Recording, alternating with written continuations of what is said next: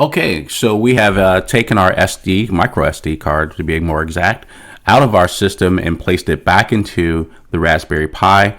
We've booted it up. Just in case you don't have a monitor connected to your Raspberry Pi, you might want to give it about 12 to 15 minutes to completely boot up, and then you'll be able to remotely access it. So again, we've put the card in, turned the Raspberry Pi on, it's finished booting up. Now we're going to actually connect to it so we can go ahead and install whatever we need to get working this media server setup on this Raspberry Pi.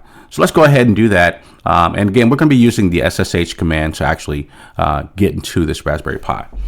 So as you can see, I have open command prompt open, and I'm going to use SSH.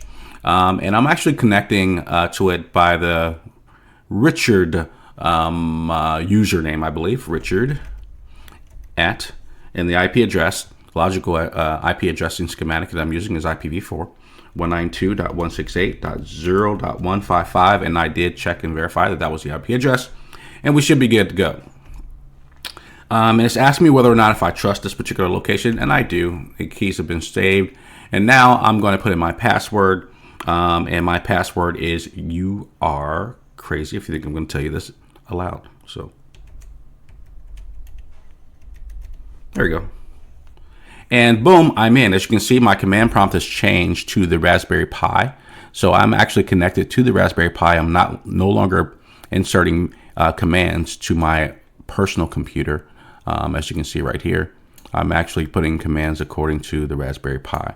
So now that we're connected to the Raspberry Pi, one of the first things I like to do anytime I'm using any form of Linux is I like to make sure that the Unix system is entirely up to date. So let's go ahead and do that first. So I'm going to do the sudo command apt-get update, and it's going to go ahead and do some repository lookups,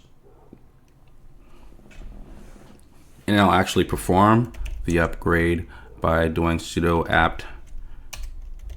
apt-get upgrade.